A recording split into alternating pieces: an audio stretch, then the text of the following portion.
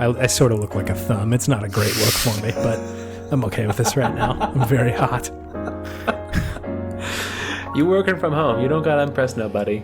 It's true.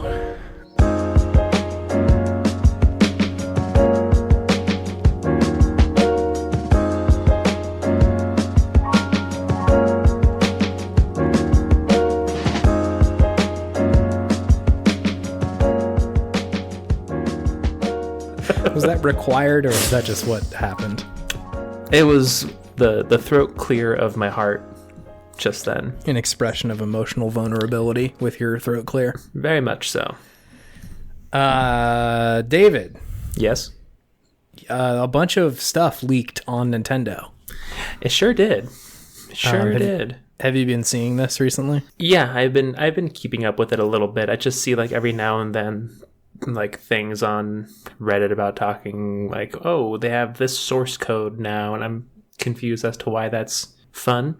But for some people, it's a big thing for some people. So that's awesome. People are really happy about it. Yeah. I just wanted to go over like probably the coolest part of all that, and that's Yoshi's backstory. Did you hear about this? No, they released his backstory, or they leaked his backstory. Got leaked. Yeah, it got leaked. He was originally an Irish immigrant named Percy O'Driscoll. It was kind of wild. Percy O'Driscoll? Yeah.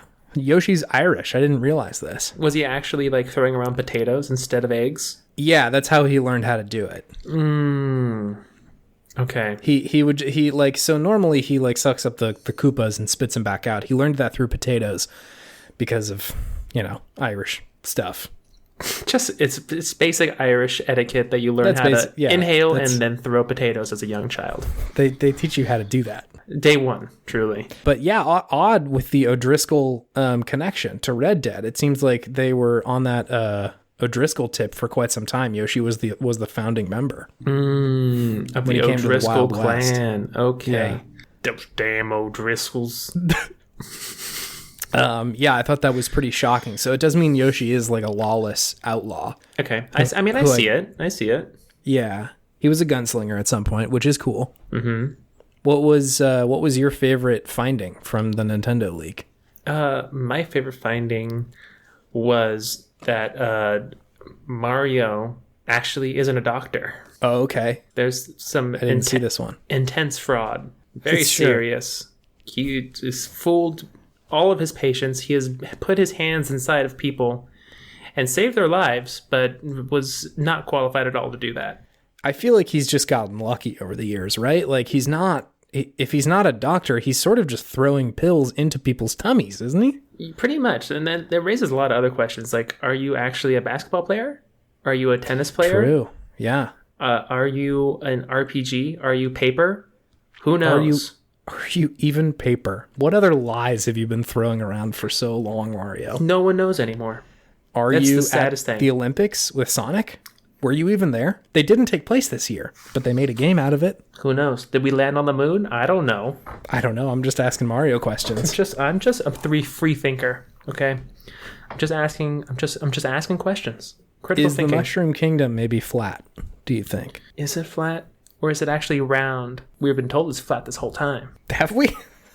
I guess we're talking about 2D Mario. Then yes. Ah, yeah. You're right. You're right. I'm a round earther.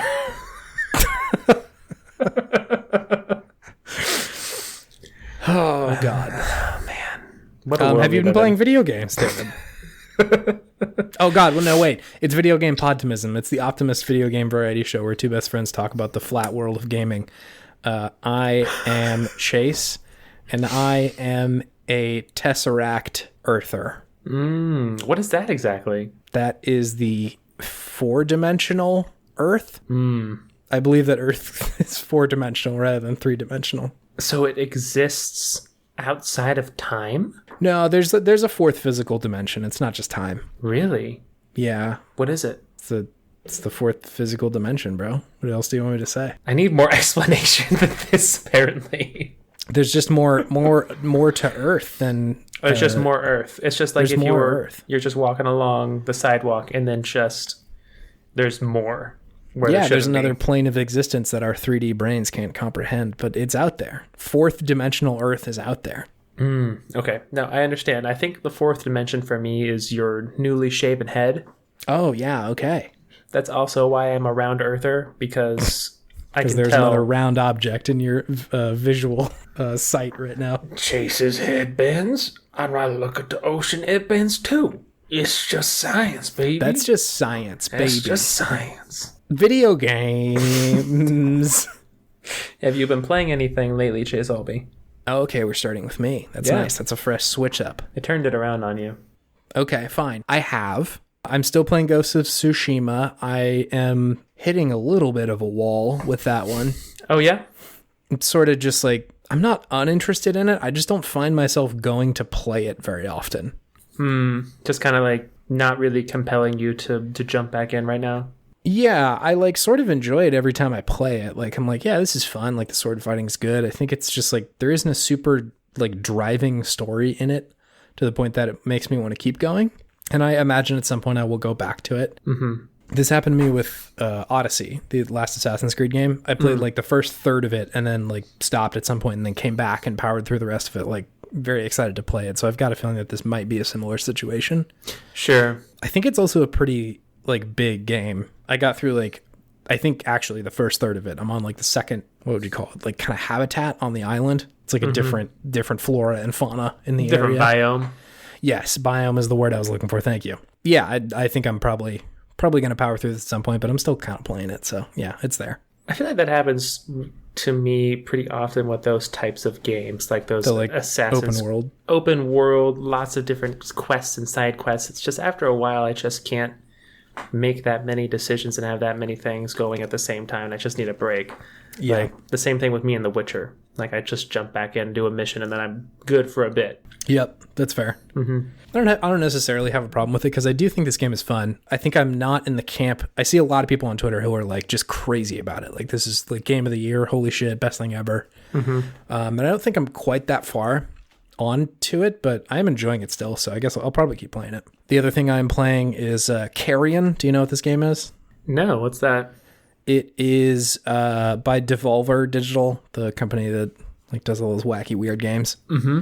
God, how would you describe this? It's like a kind of a Metroidvania, kind of. You play as like the big, scary monster in the game instead. Oh. You're like this grotesque pile of like gore that just like broke out of this like holding cell. Jesus. To grow in power and size, you have to go like eat humans that are trying to like stop you. They're not a huge challenge. Like you just run in the room and just destroy these people. But oh man, it's like a 2D game and it's pretty good.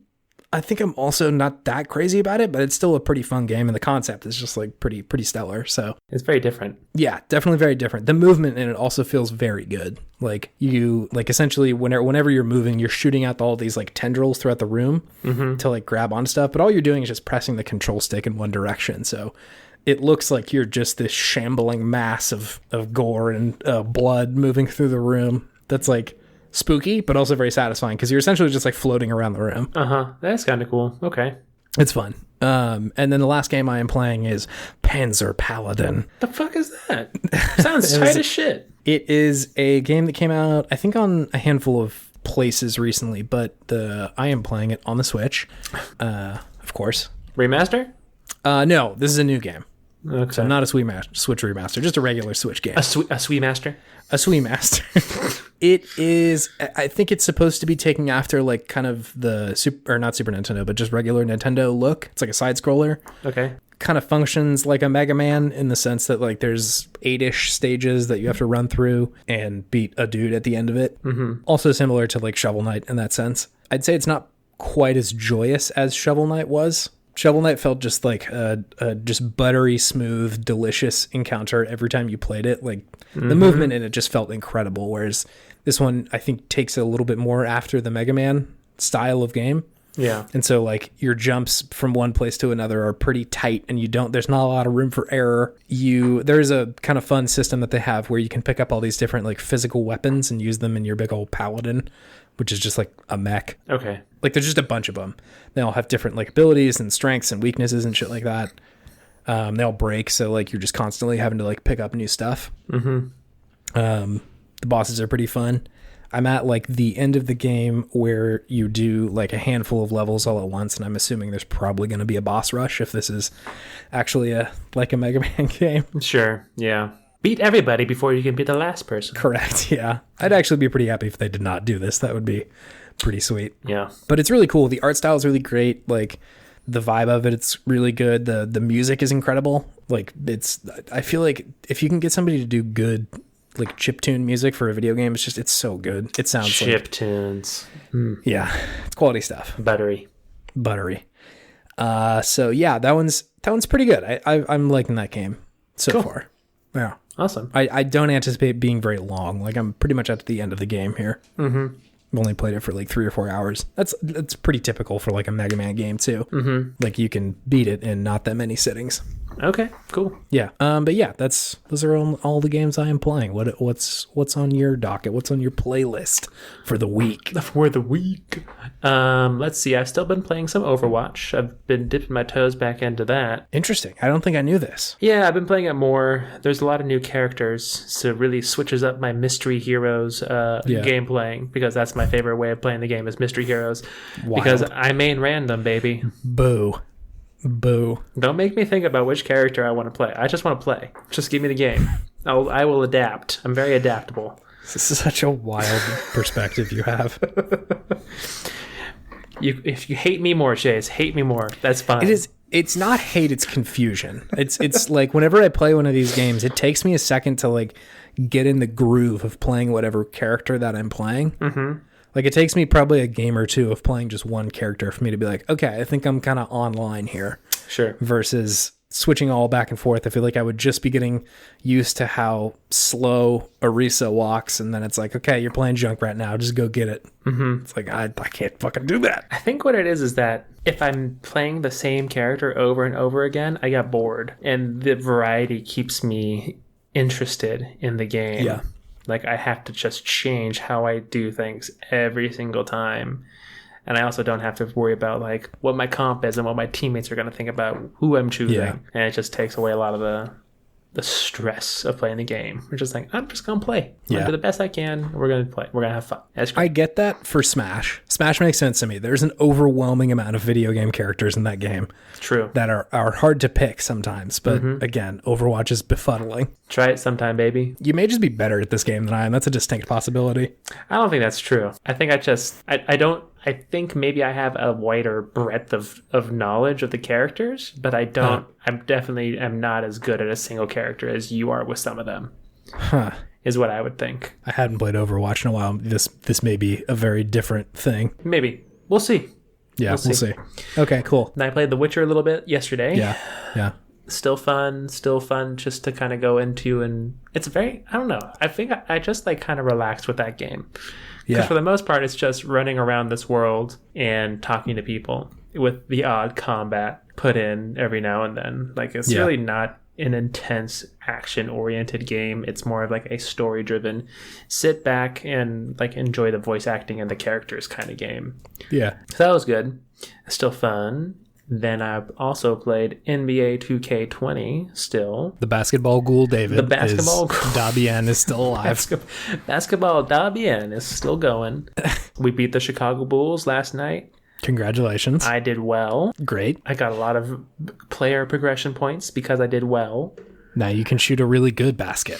I can shoot still a very mediocre to poor basket. Oh, good. Because that's how the game starts you off. Even though you're physically like in the prime of your life, you still have to upgrade your character to make them faster and jump higher and stuff like that, which is kind of the opposite of how it actually works in real life. But once again, it's video game, whatever, I'll accept it. It's video games. It's video games. It's progression. Yeah. Still fun. Then probably the one that I played the most was because my parents were in town. My parents and my sister visited. Yeah. So we played Knowledge is Power on the PlayStation. The quiz game. The quiz game by Wish Studios. Oh, yeah. The hit makers, dude. The hit makers, baby. Not to dunk on Wish Studios. I actually don't know what they make. I think they've done one other I think they did It's You on the PlayStation as well, which is a very similar type of game. Correct me if I'm wrong. Yeah, they made That's You. That's You, yeah. Which was also pretty fun. I don't know what any of these video games are. What are the other ones? Well, just That's You and Knowledge is Power. I haven't played either of them. They're both pretty fun. They were both free at some point on PlayStation, so I downloaded them. That's You is like you take a picture of yourself with your. It's like a Jackbox game where everybody just connects with their phone or tablet. Yeah. You have to download an app, make sure that everyone's on the same Wi-Fi network as the PlayStation, and then you just go into the game lobby and play. That's You is like you take a picture of yourself and then you add, there's like a series of questions. It's like, who is more likely to do this out of everybody who's here? And then you choose, and you get to choose who got the most votes and stuff like that, and you progress that way by who gets the most points. Yeah. Whereas Knowledge is Power is more just a straight trivia game, right? Yeah. But you can like mess people up and like freeze them so they have to tap like 3 times before they can select their answer on their phone, right? Fuckery. Or there's definitely some fuckery. Okay. Slime, where you have to like swipe it away on the phone to reveal the answer before you can press it. Or bombs on your phone, where it's just like there's a bunch of bombs running around the screen, and if you press one, you explode. You have to wait before you can answer, because you get more points depending on how quickly you answer, right? Yeah. So if everybody answers correctly because it's an easy question, the person who answers the fastest gets the most points. So it really does actually make a pretty big difference. Yeah. But pretty fun game. You know, it's you start off, everybody chooses like a different category every round. Whichever category gets the most picks you go to, and then from there it'll like do different branching paths of different types of questions. Yeah. But pretty fun. I enjoyed it. Everybody enjoyed it. Everybody was able to just like pick up and play, and it was good. It was good, family friendly fun for all. Truly.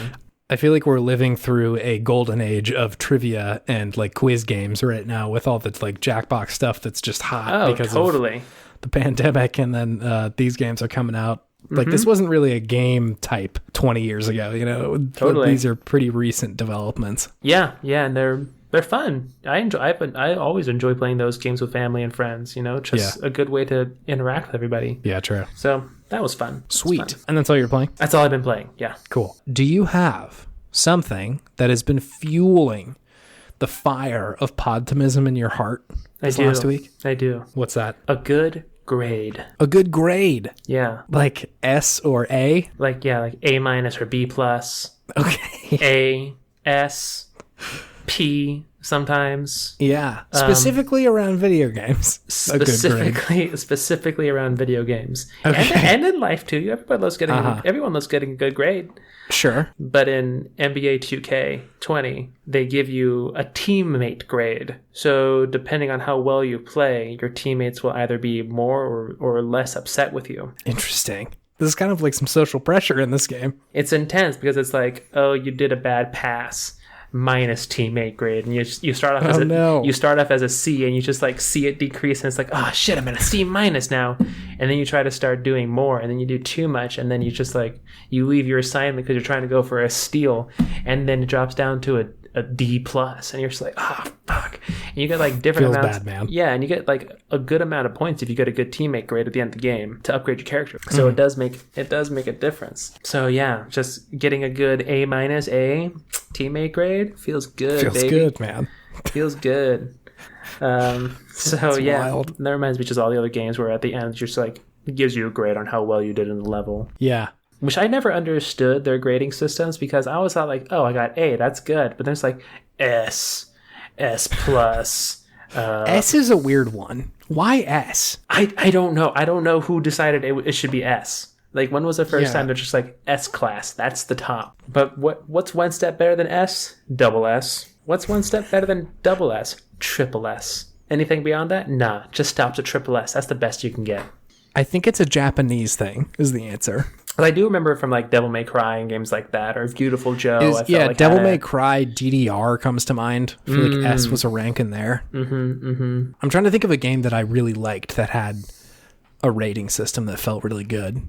Didn't MGS have one? I feel like a part of a good grade is the mystery of it. Like, how do I get a good grade? I don't really know. I just know that if I do really well, I get a good grade. Yeah. Right? Yeah. Like, that's how I feel with Mario Kart. Like, when you get, like, the triple star gold. Oh, yeah. And I'm just like, how do I get the triple star? What did I do specifically that made me get triple? It just makes you try that much harder because you got to get all golds, all triples for all the cups. It's just required. It's the rule. It's the rule. That's rules, baby. It's free real estate. That was my best. It's free real estate. That was pretty bad. That's all right. We'll take another swing at it at some point. It's free real estate. Yeah, that's the one. I had to get into ASMR range. Sure, yeah.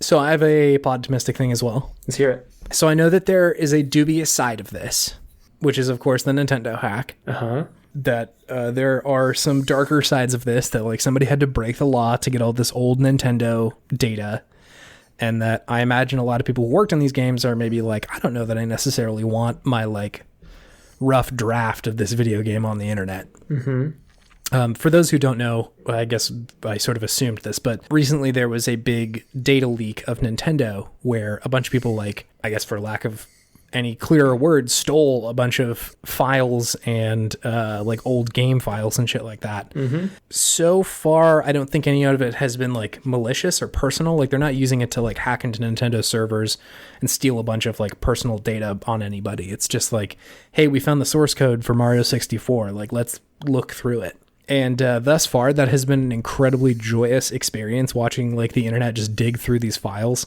Mm-hmm. Because most of the people who would be driven to do this are probably pretty big Nintendo fans already. Like, for sure.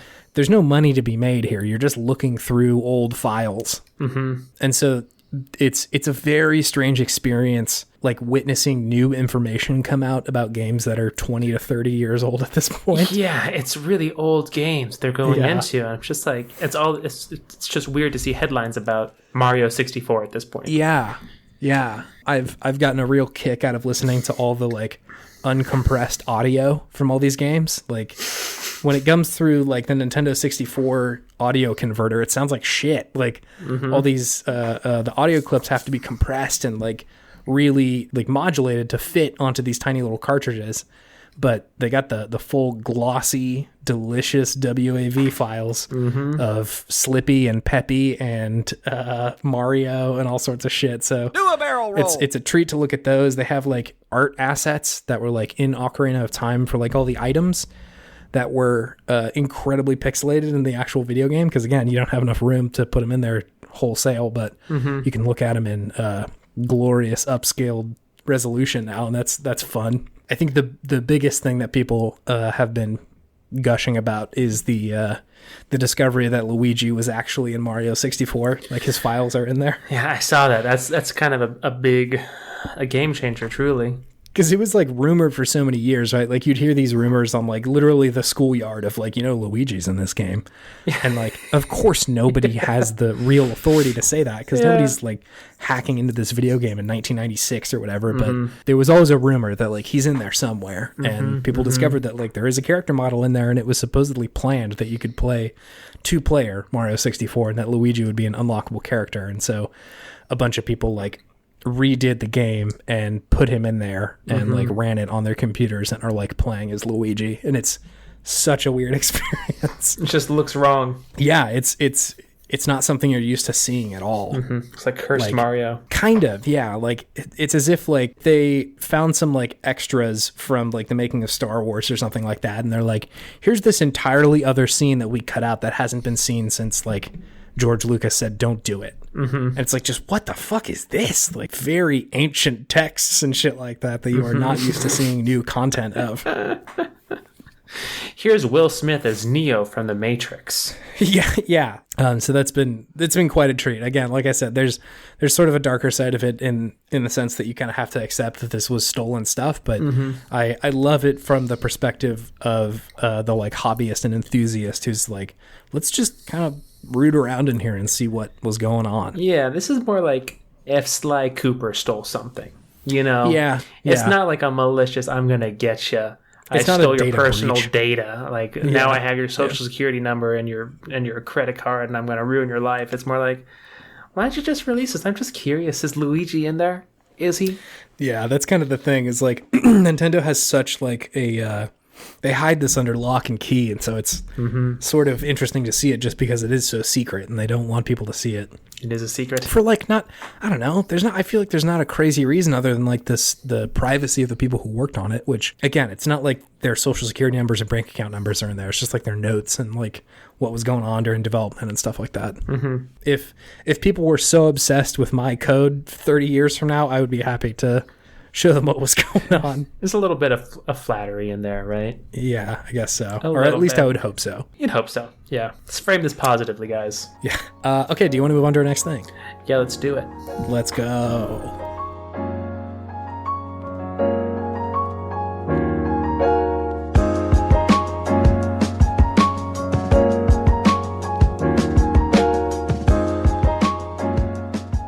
David, it's Good Games again. I'm so happy it's back. I tried to be positive about it last week, but I just... You were positive about it last week. It just came naturally. I did. But I take it back. I love this segment because I love good things. Chase, Thank you. I love talking about good games with my good friend. Thank you. That's nice. This is all very good for me. Good. We have a good game. Good Games, of course, is a segment where we talk about all the games of yesteryear. Remember all the things that we love about them in a very podtimistic way, and maybe reimagine what this game might look like today with unlimited resources and money, because it's not easy to make a video game. Sure ain't. We have a good one. I like this video game a lot, actually. I had a good time with this game as a child as well.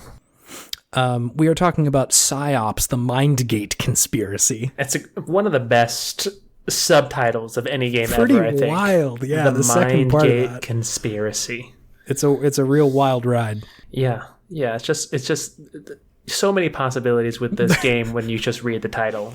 Yep. Top tier title. S tier title. We were talking about games we could figure out and like do good games on, and like with the release of like Control's DLC recently, and just Control still kind of being on our mind, like this one felt like a good spiritual predecessor to talk about. Yeah. So before we get too into it, let me hit you with some Hot stats. This game came out June 14th, 2004, summer. It was the dog days, babe. Actually, no, not the dog days. It's the early part of summer there. 04. 04. That's yeah. older than I thought. Yeah, it was. I was also a little bit surprised by that. Damn, okay. It was developed by Midway Games. If you'll remember, we talked about them in the Cruisin' episode. Cruising, yeah. Your heart's always singing Cruisin' USA. I'm just blowing out my speaker singing this right now. I'm not used to it being so close. Have fun editing that part, Chase. Yeah, you got it. No problem. So Midway made a ton of games. Obviously, the cruising games. Jackie Chan Stuntmaster. Found that one kind of fun. I never played that one. It was pretty fun. I think it was a PC game. I'll have to check. Might have been on PlayStation, but pretty good game. BioFreaks, Killer Instinct, Arctic Thunder, Gauntlet Dark Legacy, NBA Jam, some heaters. That's good games. Good games. Also realized in doing some research on this, because of the designer of this game, that they made a lot of pinball games too. I didn't really realize this upon first glance, but the director and designer of Psi Ops, the Mindgate Conspiracy, was this dude named Brian Eddy. Two first names. Brian Eddy, two first names. What a man. All right. What a man. He was actually kind of a big name in pinball. I didn't realize this. He's a big two names in pinball. Big two first names in pinball. They call me Big Two Names. Tommy Two Names. My name's Brian Eddy. I ain't got Tommy nowhere in my name, but they call me Tommy Two Names. Tommy Two Names. Some people call me Three Names. Oh, God. But he did Medieval Madness, which is a fucking sweet pinball game. And he also did Attack from Mars. I remember that one was good. I like that one. Pretty good. That was fun. Both of these games usually show up on like the best pinball machines of all time lists. Are there power rankings of that? Yeah, I think there are. I looked online for like best pinball games, and these were definitely on there. All right. I respect that. Yeah, so he was sort of a big deal, like both of those games did very well and like influenced a lot of other pinball games. So he was kind of a big deal. The other games he worked on were Arctic Thunder, also Shit. Okay. Psi Ops, and then the only other game he worked on was Stranglehold, that like John Woo video game, Oh, yeah. which was also pretty good. That one was fun. Had a lot of like gun fu in A there. lot of fun gunplay. Yeah.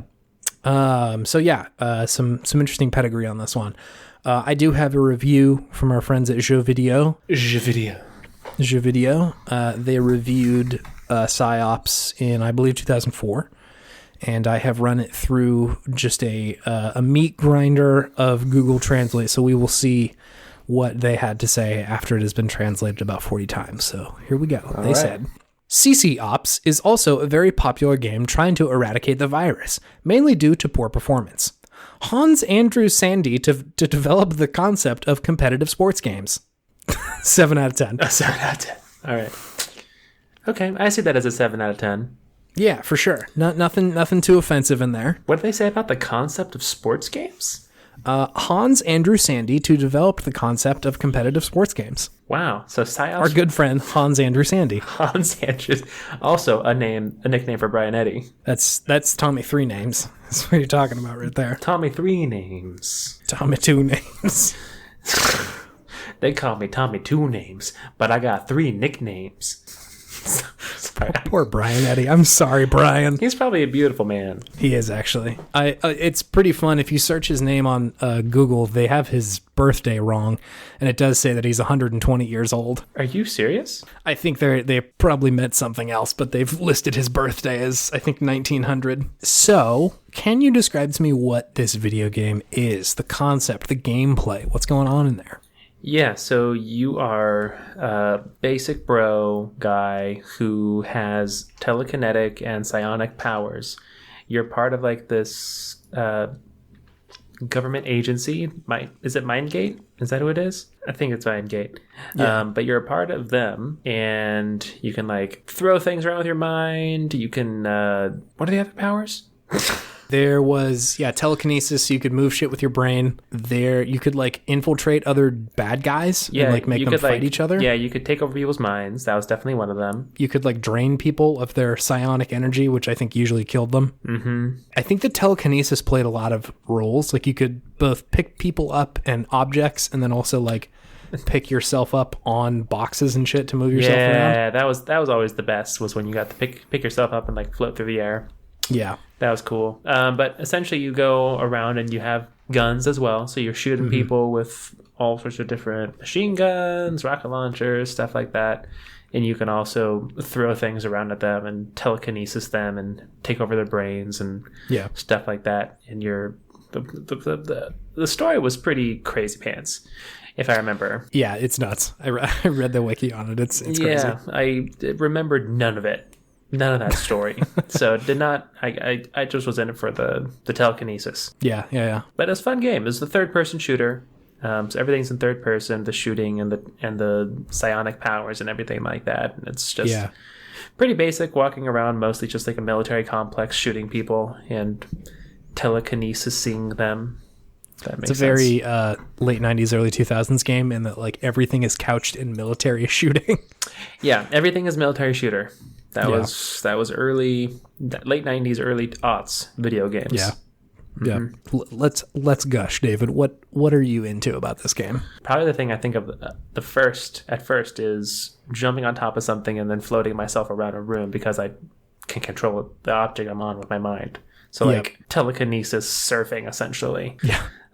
That was tight. That was something that definitely was not done in any games before then. At least not that well. Yeah. I remember that the bosses were pretty fun to fight. Mm-hmm. All the different powers were fun and cool. The telekinesis felt pretty good, and the gunplay felt pretty good. And it was just a very unique game for the time, because there just, up until then, there hadn't been a lot of good like mind control telekinesis shooting games. Like that was kind of a very new concept and thing to do. That's true. I was reading about this, and So the game itself was based on the Havoc engine, which is the engine that I think most famously was in Half-Life. Like, I'm pretty sure Valve developed it. It had been, I think, public for a handful of years, since like 2000 or something like that. Like, it was a publicly available engine that you could, I'm assuming, like, license and use for your game. But Half-Life 2 didn't come out until later in 2004. So this game was kind of before it. And just as far as like context for the time, this was, I think 2004 was definitely a big year for like physics to start being a thing in games. Totally. Like, that was a big seller, especially for Half-Life, right? Like the gravity gun was something that was like very novel and interesting. Yeah.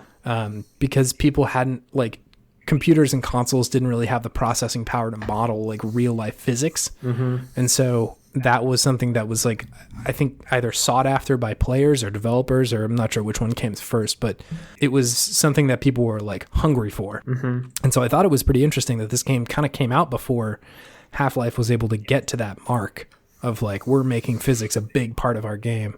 Because this one did too. I was watching clips of it, like the way you can kind of control people and throw them around, like the dude's like ragdoll once you grab them. I was about to say, it's the ragdoll physics when you grab people was a big part of what made that satisfying. Yeah. You're able to like grab onto like explosives and stuff like that and just yeet them at people. And, they shoot like rockets at you and you to throw them back. Yeah, that's a thing, right? I think that's a thing.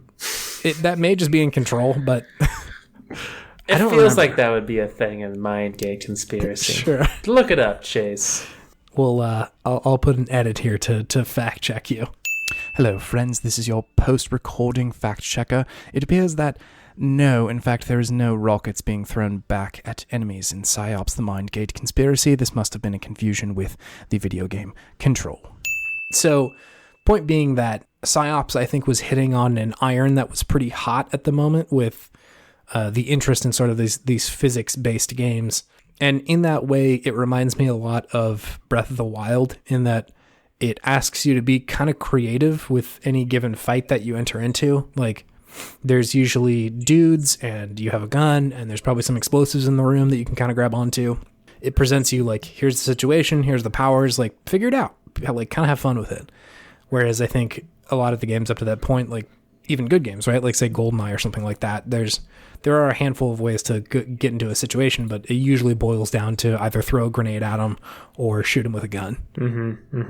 And so it was. I thought it was pretty fun that you can like do pretty well just based on your own ingenuity. And like you said, like hovering on different platforms and carrying yourself around a room and like getting out of harm's way just by like seeing a first aid kit on the other side of the room and pulling it towards yourself with your telekinesis, all that stuff. Like, it just felt interesting, and it gave you this sense of creativity that I don't think a lot of games had at the time, which is cool. Yeah, a lot of freedom to choose and do different things in the combat situations at the very least. Yep. Yeah. Yeah, no, I liked it about that a lot. Did you watch very much of this game? I did. I watched like the first maybe like 40 minutes or so of the game.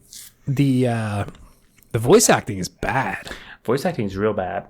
It's pretty fucking bad. Real bad. Yeah.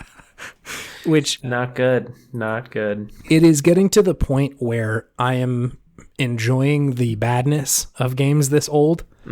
Like it just seems so old at this point that it's kind of fun to like watch these people struggle to read through their lines. Like when you have people like fucking every person in The Last of Us just like nailing every line that they're delivering and like being emotionally complex and like interesting, and this dude's like, I'm gonna kick some ass, I got a gun. It's not the same caliber. Yeah, just dragging their knuckles, whereas The Last of Us 2 is just painting the Sistine Chapel. Yeah. You know, it's crazy. It's pretty bad. It's pretty drastic, the difference between those two. Yeah, but I still enjoyed that, like the like B quality of it at this point. It's very much a B movie video game. Not a bad thing necessarily. It's not me putting it down. It's just just its style, its aesthetic. Yeah, and I mean that's pretty much our whole aesthetic for this segment, right? Is sort of B games. And I still think there's a lot that they did that was pretty novel and pretty cool. The main character is a bummer though. Yeah, he's not very interesting. He's not very interesting. I don't really care. He looks terrifying. I don't know if you saw in like any of the cutscenes, but he's just got like these huge eyes and like they're blue as fuck. He's just staring at the people in the game. Like, this is not a good look for this dude. Yeah, he looks like he's seen some shit, and he looks damaged. He looks very like a damaged human. Like every conversation he's in, he's like talking to the like, I guess like the woman who's your counterpart in this game. Mm-hmm. And like he's just always an asshole. Every time he opens his mouth, he's like, "What the fuck? Why didn't you tell me this? I'm gonna shoot the Mindgate conspiracy." Like, just it's fucking crazy. Just the classic problematic toxic masculinity made character in a video game. It's rough. He's quintessential, but again, it's sort of fun to appreciate it from hindsight. Mm-hmm. Do you know if the lady in the game had like a twin sister? She did. She had a twin sister, which is why sometimes she's a good person, sometimes she was a bad person. Right, and I think she shot her at the end of the game. I was watching like kind of near the end of it, some cutscenes and stuff like that. And at some point she just gets blown away. And her sister comes up and is like, Mom always did like me best, bitch. Did she really? What's fucking crazy? Like, she shot her sister and she was like, yeah, I'm going to throw a sweet one-liner in there now. Was the good one killed or the bad one killed? The bad one. Oh, okay. That's good. Still, like, Jesus, man. Guess I was Mom's favorite. That's a pretty good one-liner, though, to be honest. I guess so, but that's damn, pretty solid, bro. Pretty solid. She shot her. Sometimes you gotta shoot your sister. Sometimes Don't shoot your sister, everybody. Don't shoot your sister. She loves you. Just immediate regret. Okay, don't do it. So, normally we ask each other what you would redo this game as, what that would look like in a modern retelling. Control. It's just Control. It's just Control. It's just Control. Like, there's so much similar about it as far as like the structure, the sort of like unraveling mystery that happens, and like this sort of not extraterrestrial, but like this sort of foreign force that's influencing like the realm of humans and shit like that.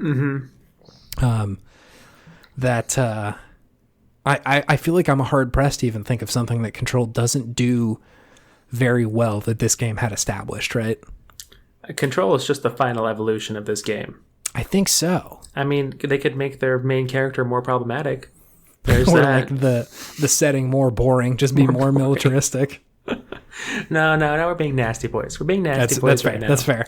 What is something that Psi Ops did better, at least conceptually, than Control? I don't know if this is necessarily a better thing, but most of the time that I was playing in Psi Ops, I felt pretty unfuckwittable. You feel very powerful most of the time because, you know, the dudes with guns, you just pick them up and fucking yeet those boys. Like they can't really hold a torch to you.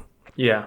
And so the difficulty, I feel like it was pretty low, whereas in Control, I think they throw better enemy designs at you, which threaten you a lot better. Mm-hmm. But it doesn't quite lead to the same sense of like, I am fucking these guys up right now. Yeah, the playing field feels more even in Control, and you can't just pick people up and yeet them across the screen no matter who they are.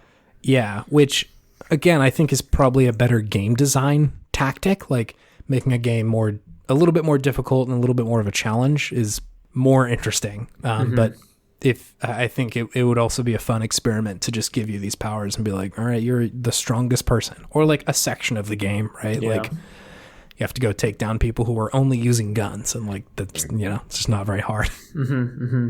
Although I think Psi Ops might have had some better boss fights. It did. The boss fights were better, and I think towards the latter end of the game when you're fighting like the aliens and shit like that, like it is a little bit harder. But I guess I'm appreciating the fact that you felt just like very tough in that game. Yeah. No, definitely. You felt like a psionic warrior as opposed to, you know, someone who just got psychic powers that day, and it's just like, I guess I'm just gonna save humanity. Let's go. Yeah. Here I go, saving humanity again. Here I go. But yeah, I think that's my one gripe with Control is that the final boss wasn't even a boss. It was just a level. Yeah. Right? That's always my least favorite design in video games, is when it's not a final boss, it's a final level, and it's just a bunch of tough enemies from throughout the game. Yeah. Whereas Psi Ops actually had a boss, right? which always to me just feels more satisfying at the end of a game. Yeah. I think I understand the argument as far as game design goes for why you would want to put a level instead of a boss specifically. Mm-hmm. Like it's hard to tune a boss, right? It's hard to make it feel fair that you've mostly fought a certain type of enemy and gotten better at fighting that person. And suddenly they're like, here's this new thing that you have to figure out how to fight against. Versus like, we're going to make the challenge something that you're very aware of and know how to do so far. So you're kind of getting better at that the whole time. But and so it feels like an accomplishment because you're like, damn, look at all those guys I just fought. I haven't had to fight that many before. But at the same time, that also comes at the cost of like feeling a little bit less significant than like fighting one big dude, you know? Mm-hmm. Not to go back to the old drawing board or to my old well. The Ludo narrative dissonance. Here we go. No, but my good friend Dark Souls does this pretty good. The bosses feel like an extension of the enemies. Like you are aware of their design. Like they're not totally out of the realm. They're huge and terrifying, but like you're like, oh, they're gonna hit me and I'm gonna dodge. Like that's the core thing is still there, very tight, and so the bosses do feel significant, and it also feels like an extension of the stuff you're already doing. So they hit that note pretty well. Or like Sekiro.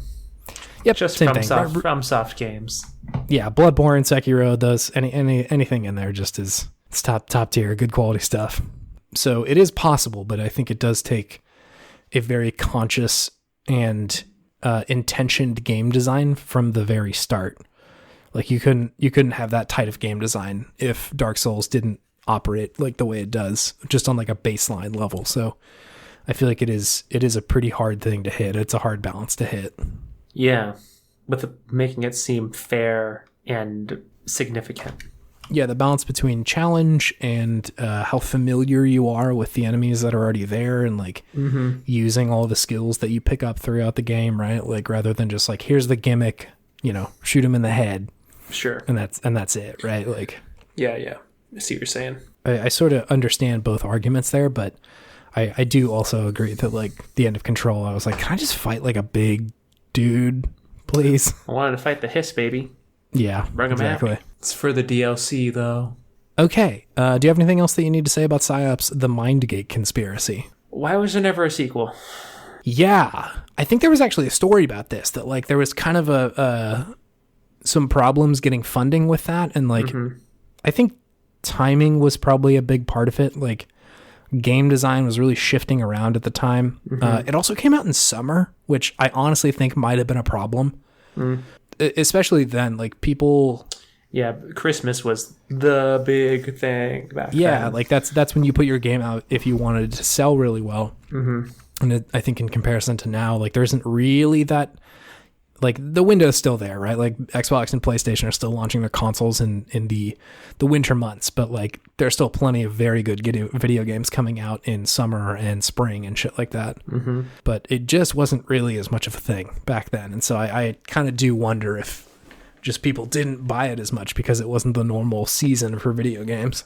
It's very possible. People were much more fickle back then, and you know, if gaming wasn't like the year-round thing it is now, or not nearly as popular too, right? Like, yeah, I'd imagine it was still mostly a hobby for people who did not have very much disposable income and couldn't just be like, yeah, fuck it, I'll pick this game up, it looks fun. Yeah, and it was still very much like a thing that mostly younger kids did, children did, who didn't have disposable income, so had to wait for someone to buy them a game if they wanted to get it.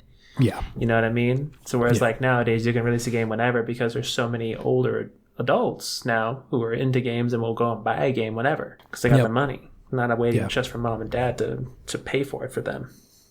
Different times. So yeah, I mean, I think if you're looking for a sequel, it is Control. But it's a good game. Good game. Yeah, I'm glad that one is also very good. Okay, anything else? Nope. Cool. Let's do our final thing. Let's do it.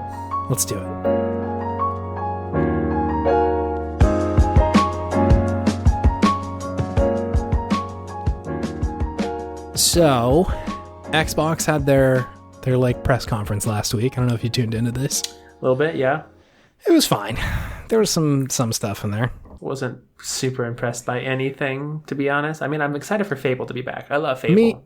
Me too. That's a fun one, but I imagine it's still pretty far away. Yeah, nothing that I saw was like making me itch, though. You know. Yeah, I will almost certainly buy Halo just because like that's just where I'm at with Halo. Is that coming out on Xbox One or the next one?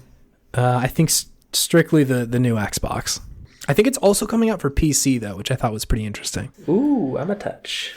Yeah, it's on Steam, like it's listed, and I think it said 2020, so I think it's probably just coming out at the same time. Anyway, this is still kind of within the realm of like an E3 press conference, right? Like the Xbox One felt a little bit like an E3 thing. Totally. And so I thought it would be fun to just kind of walk down memory lane and figure out which E3s were actually the best E3s. I'm ready. So we're going to give our top 3. I had a hard time narrowing it down to 3, so I've got 3 and then an honorable mention. Okay. So why don't we start with number 3? Do you have your third place E3? I do. I think it was 2015. Okay, yeah. Because The Last Guardian got announced. Yeah. This was my honorable mention. Was to 2015. That was your honorable mention. Gotcha. Yeah. So many games. Yeah, were so many announced at games. this. And then specifically for me, just the biggest like, oh my god moment was The Last Guardian. I was like, I never thought that game would see the light of day ever. No. It was seemingly unreleasable. Yeah, it was like, it's one of the, probably the only game that's ever gotten out of that development hell, they call it, or whatever. Yeah. And like, I don't know, the game was fine, but I was just shocked to be able to play it at any point. Yeah. Like, I was just like, this game shouldn't exist. It really shouldn't. Not to mention, in the same press conference, they revealed the Final Fantasy VII remake. That was the first time they showed it off. Mm-hmm. And they said Shenmue 3 as well, revealed. Which was not a good video game. Mm-hmm. Did you play Shenmue 3? I've never played any of the Shenmues. I don't get the appeal. Okay. The first one was pretty wild. That's on Dreamcast, right? It was on Dreamcast. It came out really early. It was a very early open world, like interact with anything sort of video game. Like there's like consistent world and shit like that. Sure, so I get the appeal now. yeah, the first one was nuts, and like even at the time I was like, God damn, this is like a fully realized world out here. Mm-hmm. But they essentially just put out Shenmue 3, which is like, we're just kind of gonna do the same thing and see if it works. Mm-hmm. Bad video game, bro. Shenmue 3 is a bad video game. I think Donkey did a video on it. It seemed pretty bad. Yeah, oh man, it was a rough time. Mm-hmm. So really, the only like legitimately good video game that came out of that was the remake, right? The Final Fantasy VII remake. Oh no, they announced Horizon Zero Dawn at that one. That's a good one too. Which is a big deal. It's a heater. They announced Hitman, the most recent one, which I've never been super into Hitman games, but I have heard that one specifically is really, really good. Mm-hmm. So that's there. I think they announced No Man's Sky at the 2015. Okay, E3. that was a big announcement, actually. Yeah, people were a big really announcement. excited for that Potentially one. not a great game, but still a pretty big announcement. Mm-hmm. And I think they also announced Uncharted 4. Yeah, that was a good one. That was a pretty good game. That was a good year for video game announcements from E3. So yeah, a real heater, that 2015. So that's your number 3. Mm-hmm. That's my number 3. Yeah. My number 3 is something that like I don't always enjoy seeing this, but it was pretty fun at the time. So this is 2013 is the next E3 that I have listed for my number 3. It is when both PlayStation and Xbox are showing off their new consoles, the PlayStation 4 and the Xbox One. Mm-hmm. And at the time, there was a pretty big push by a lot of media companies to start making things always online, which was like, people were really not cool with this. Mm-hmm. And then Xbox comes out and essentially falls on stage, breaks their leg, vomits on themselves, and drowns in their own blood. Like it was such a bad E3 for them. Oh yeah, it was awful. They were such in the lead in the console war that I know. I don't hold a huge allegiance to either Sony or Xbox. Like I sort of bounce around, but I really liked the 360. Like that was a very, very good console to me. And I was sort of like, oh, cool. Like I'm excited to see what they got next. And then they're like, okay, here's this always online console. It's more expensive and you can't share your games with each other. And everybody's like, what the fuck? Yeah, they really thought they had more of a stranglehold on the market than they did. I think so. And fucking Sony comes out and just does a half-court dunk on Microsoft. And it was just the juiciest thing to watch. Like, their really console was coming out for $399. They've got all these crazy-ass games coming out. They did that little... I've got to assume they filmed this, like, day of like, how you share your video games on PlayStation. And they just, like, give each other a disc. And it's like the shit-eating grin on these like executives' face, and they're like, "We got you, fuckers. We did it." Yeah. Again, I don't love celebrating people getting dunked on, but like, God, it was a pretty fun experience, and the energy was just kind of wild at the time. It was corporate dunking of the highest caliber, truly. That's true. I guess I don't feel bad about corporations shitting on each other. Like, it's whatever. They really took them down. Yeah, they really took him down. It's wild. So that's my number 3. That was an excellent one. I was thinking about that one too. Yeah, but I didn't want to be a nasty boy about it. Yeah, I just couldn't help but celebrate it. I liked the dunking. Yeah, but no, that's a good one. That's a great one. Yeah. What's your number 2? My number 2 would be E3 2005. 2005. This one isn't even on my list. Yeah, I'm taking a shot in the dark here. I'm pretty sure this is the year I'm thinking of. Correct me if I'm wrong, but this is the one where the PlayStation 3 was announced. I think so, because there's like the flow chart of PlayStation 3's architecture and shit. Oh yeah, and the boomerang, the fucking PlayStation boomerang controller. So much of that. It was the boomerang. It was the Spider-Man font of the PlayStation 3. Yeah.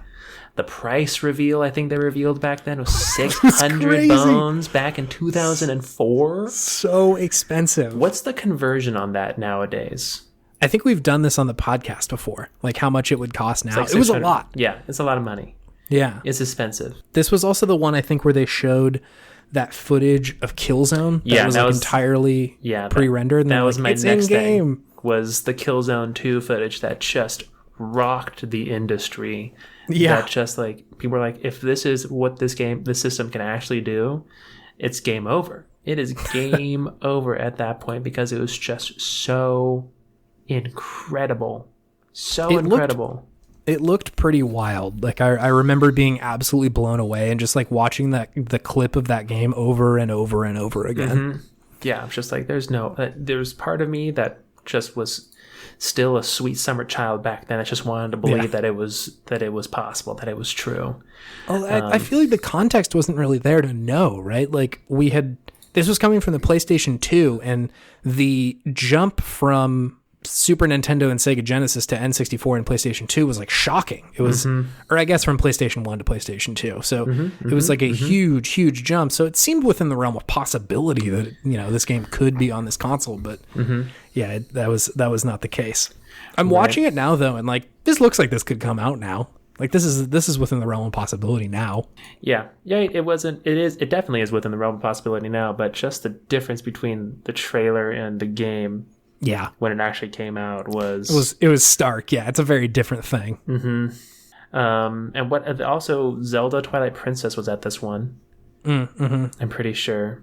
I don't know if it got announced there, but you could actually play it. I think you're right, because I have one that will give some context towards that. Yeah, I think that's my next one as well. But also, this one, for me, for some reason, was like peak G4 also. For me. Yeah, that's true. There was a lot of G4 watching going on. There was a lot of G4 watching going on when this specific E3 was going on. Yeah.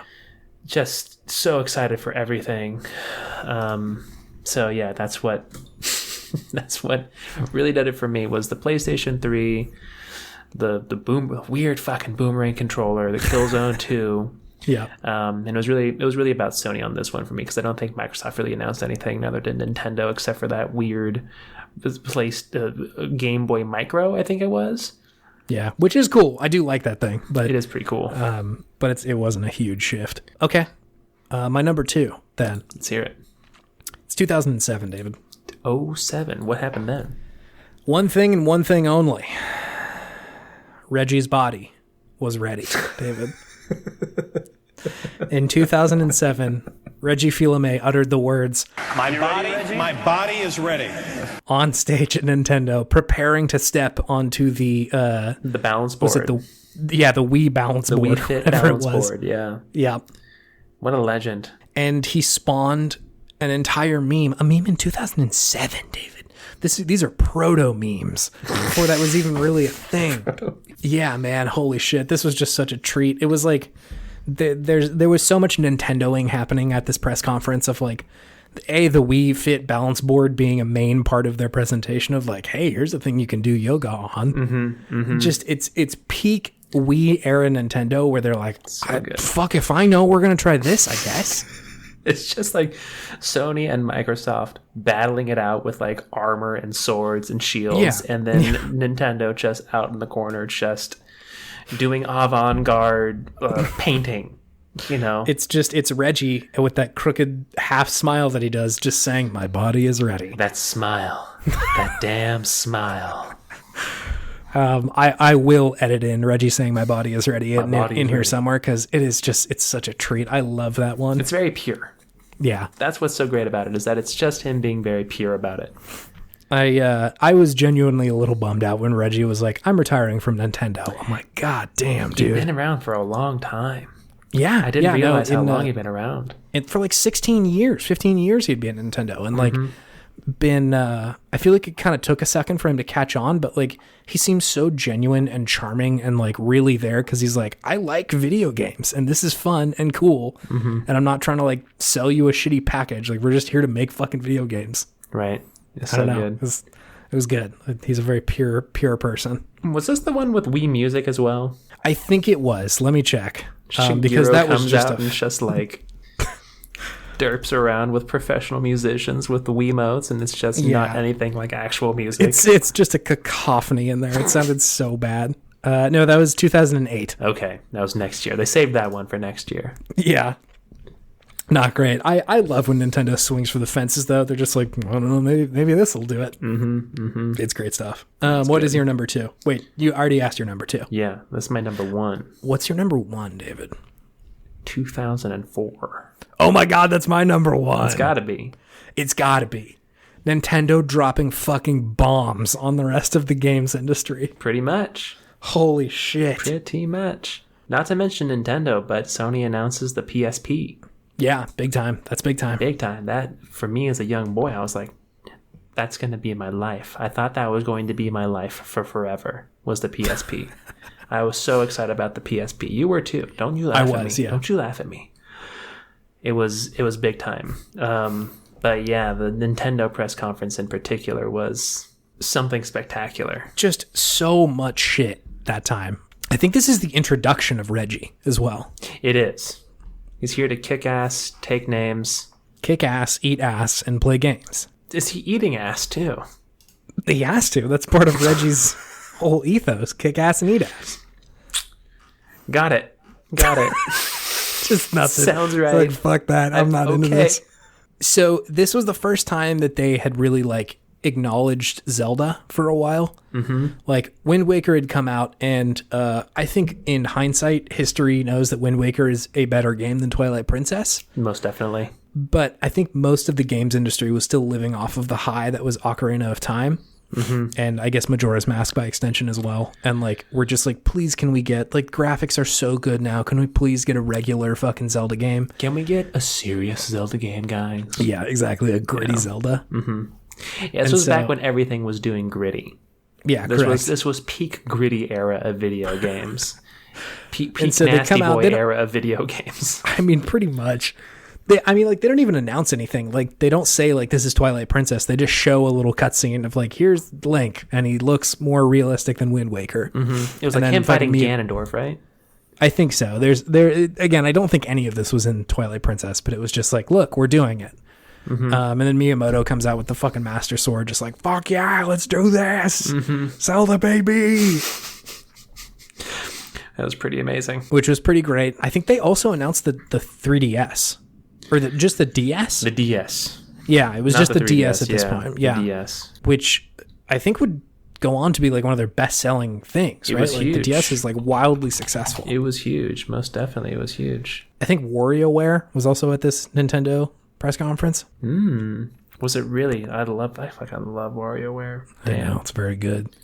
And then I think the other big thing that they announced was the Pokemon Fire Red and Leaf Green, which I was a pretty big fan of.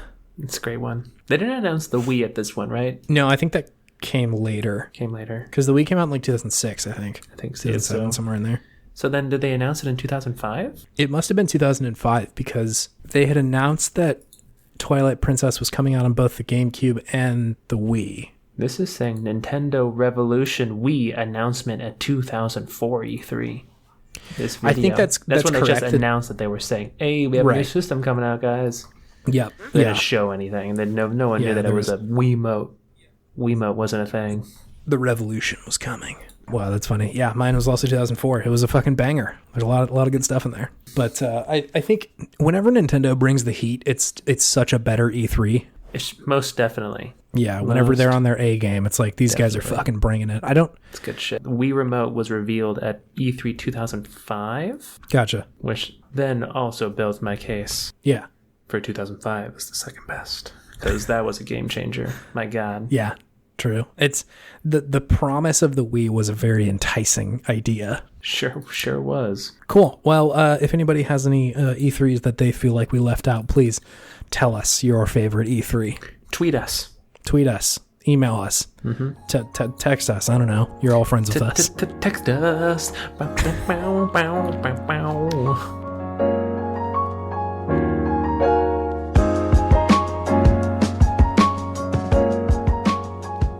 Okay, we are on Twitter if you want to go there and say hello.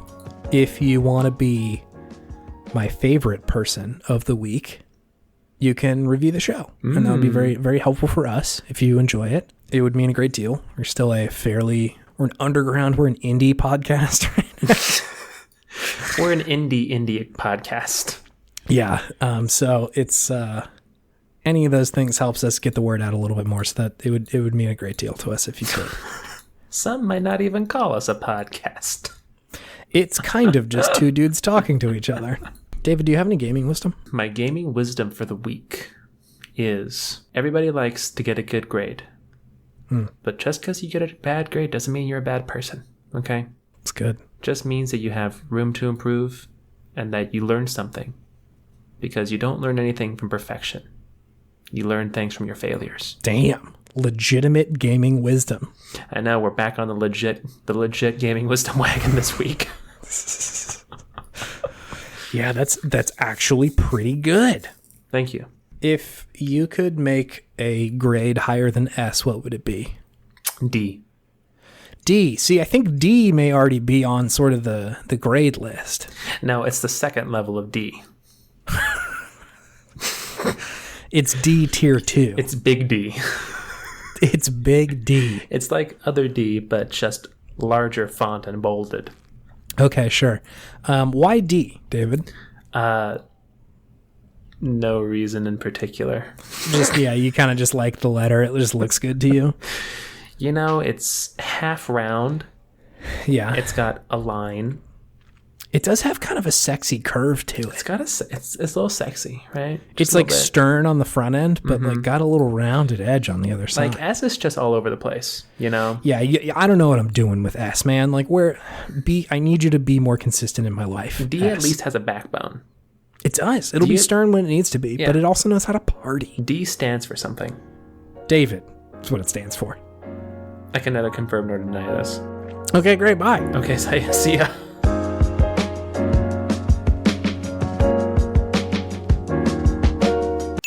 Postscript on the topic of Chase shaving his head. It's tragic. I thought the hairline was going to start a lot earlier than it did just now. I wasn't going to say anything.